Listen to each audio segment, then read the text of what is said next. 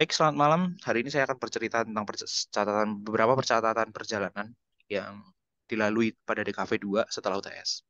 Sebenarnya sebelum UTS kalian sudah melewatinya dengan tugas yang jibun, kemudian eh, disiksa dengan kebutuhan thumbnail yang banyak, bahkan UTS kalian juga diminimalkan dan lain sebagainya.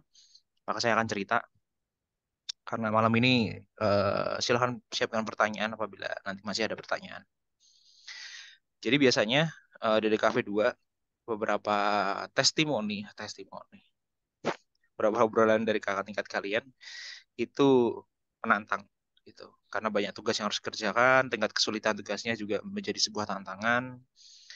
Kemudian bagi Torik dalam mata kuliah DKV 2 itu ada ilmu disiplin. Sebenarnya saya nggak menetapkan ilmu disiplin juga sih. Orang tugas sudah diminta-minta juga, gak dikerjain. Dan juga membuat logo, redesign sampai mengkonstruksinya. Nah, si Torik ini juga belajar bagaimana memenuhi permintaan klien dengan buat logo yang ternyata seru dan menantang. Dia ucapkan terima kasih, ini satu tim yang lain. Ada banyak pelajaran mulai dari kerja keras, disiplin waktu, kekompakan, rasa peduli untuk menyelesaikan proyek ini. Permasalahannya adalah saat wawancara, klien banyak sekali kendala. Memastikan waktu dengan wawancara atau ngobrol lagi untuk menggali kreatif brief itu menjadi tantangan tersendiri. Lalu ketika proses pun juga banyak hal. Nah, mungkin juga eh, ketika ini tahun lalu ya, benar-benar online, full online, nggak ada offline. Sebenarnya saya niatnya offline, online aja lah. Offline tuh bikin kalian harus berjibaku dengan macetnya Jakarta gitu. Saya kan peduli dengan hal itu gitu. Ya seperti alasan yang tadi disampaikan Pak Ade di kampung mulu gitu. Ya, mau gimana lebih enak di kampung cuy. Nah, permasalahannya hampir sama dengan kalian yang sudah diungkapkan ketika setelah UTS saya tanya. Waktu. Karena emang kita sama-sama diberi 24 jam dan kita sama-sama diberikan kehidupan yang sama. Makan juga kita diberikan asupan makanan. Ya meskipun porsinya beda-beda dan juga nutrisinya beda-beda gitu. Tapi secara harfiah kita memiliki waktu yang sama. Tinggal bagaimana kita menyelesaikan prioritas itu. Dan ini kata salah satu anggotanya bahwa dia memang lelah sekali, capek sekali pada setiap tugas yang saya perintahkan. Karena pada pada akhirnya eh, saya mengikuti kata Steve Jobs bahwa no pain no gain, bahwa nggak ada peningkatan skill atau nggak ada perubahan diri kita kecuali kita memberikan kesakitan pada diri kita. Dan menurut kepercayaan itu, saya memberikan kalian tugas-tugas yang apa sih gitu, nggak usah dikerjain gitu. Sampai ada yang bilang gitu pun juga bagi saya sih nggak masalah. Tapi tujuan saya jelas bahwa saya ingin kalian di DKV itu nggak cuma sekedar nyari jasa, tapi kalian benar-benar harus bisa benar-benar paham what exactly you're learning. Apa sih yang sebenarnya kalian ingin pelajari. Nah, dalam proses keperjalanan, beberapa dari kelompok itu mengalami banyak sekali masalah. Dengan kliennya, dengan internal kelompoknya, bahkan di agensi ini ada yang sudah menyerah gitu. Ada yang sudah menyerah. Drama yang ada pada tetangga dia, yang UMKM dan lain sebagainya. Meskipun harus tertatih-tatih, kata dia. Ini rasa terima kasihnya dia. Oh, sudah. Itu satu. Kemudian saya akan cerita ke yang step by step-nya. Kita ke WhatsApp, Mozilla, kemudian ke catatan perjalanan. Sebentar, loading. Oke ya, kelihatan ya. Jadi, pada tahap awal, itu pencarian klien. Pencarian klien ini dalam artian benar-benar mencari klien yang akan digarap. Di mana klien brief itu benar-benar digali pada pencarian klien. Kemudian melakukan wawancara dengan dia. Kalau kalian sudah melakukan wawancara, silahkan untuk melakukan wawancara kembali kalau memang itu dibutuhkan. Kalau memang merasa cukup, hajar. Langsung ke tahap 2, pembuatan mind map, moodboard, dan thumbnail. Di mana pada step ini mereka mulai membuat mind map berdasarkan hasil wawancara dengan klien. Ada berapa kendala informasi, kemudian ada harus dikonfirmasi kembali, kemudian juga asistensi yang cukup banyak revisi. Seperti yang sudah saya bilang bahwa kalian asistensi dengan saya, jangan berharap satu kali langsung down. Karena memang yang dikejar dari DKV 2 ini adalah how to-nya, prosesnya. Dan itu memang saya tekankan setelah UTS.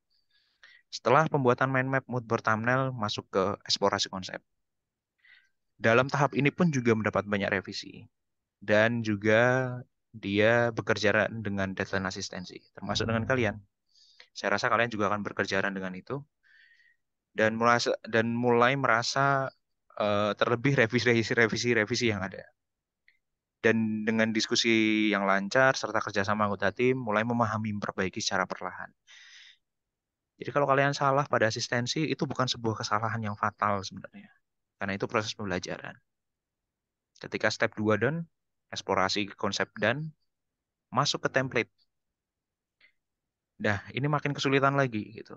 Karena awal tidak begitu memahami isi dari keseluruhan GSM. Jadi poin yang penting adalah mulai cari apa isi keseluruhan GSM. Contoh sudah ada, referensi banyak gitu. Lalu kemudian dipelajari apa isinya. Dan itu akan sangat membantu kalian gitu. Ini rasa ucapan terima kasih bla bla segala macam dan ya memang begitulah kehidupan. Dari agensi yang lain.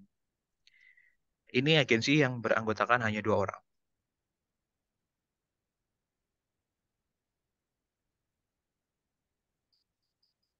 Kata dia butuh perjuangan. Ya memang, kuliah kan memang harus gitu ya. Nah, pada saat mengirimkan informasi tentang UAS, kami menduga akan sangat banyak proses di KV 2 ini. Karena mengirimkan informasi step by step, dan benar saja step yang kami jalankan untuk UAS mata kuliah ini. Biasanya saya akan ngobrol waktu kita masih panjang, yuk mulai pegang pensil, spidol, dan mulai coret-coret lagi. Kali hari selesai, besok bisa liburan. Itu prinsipnya. Setelah itu melakukan asistensi, biasanya saya asistensi sebanyak ini, dan itu pun juga masih belum ACC biasanya. Karena ada revisi-revisi, lalu dia membicarakan berkaitan siapa yang akan dihadirkan, UMKM apa, wawancara. Wawancara dia via WhatsApp dan it's okay, bagi saya nggak masalah gitu. Nah, kemudian step pertama ada beberapa revisi dari saya, yang mana revisinya cukup panjang. Jadi revisi saya memang eh, mungkin beberapa dari kalian akan mual dan rasanya pengen ya udahlah tahun depan aja. Silakan. Bahwa dosen yang lain mungkin lebih enak daripada saya pribadi. Bagi saya sih nggak masalah. Nah, kemudian buat alternatif logo, biasanya saya komentari. Kemudian dia juga minta pertimbangan ke klien, tapi untuk tahun kalian kita akan coba untuk ke market, target marketnya. Baru ketika step 4, dia mengirimkan template GSM yang sudah dibuat, step 4 selesai, walau asistensi sudah ditutup, kami tidak patah semangat. Jadi dia sudah ketinggalan asistensi step 5. Di step 5, mereka mencoba untuk memberikan yang terbaik. Gitu. Dan minta maaf kalau ada yang salah. Jadi perjalanan di Cafe 2 ini eh, adalah sebuah perjalanan untuk memahami apa sih yang sebenarnya dibutuhkan. Gitu. Sehingga mungkin banyak kalian yang tertatih-tatih dengan perjalanan ini. Tapi ingatlah bahwa proses menjadi sesuatu yang lebih baik itu ditempa dengan cukup baik oleh Tuhan untuk kalian. Ini juga sama. Saya memberikan minimal logo type dan logogram setelah uh, membuat raw sketch karena memang itu yang dibutuhkan. Itu kira-kira catatan perjalanannya. Jadi semoga kalian ada gambaran lebih baik lagi dan ada semangat baru untuk bisa menyelesaikan perkuliahan ini. Adakah yang perlu diobrolkan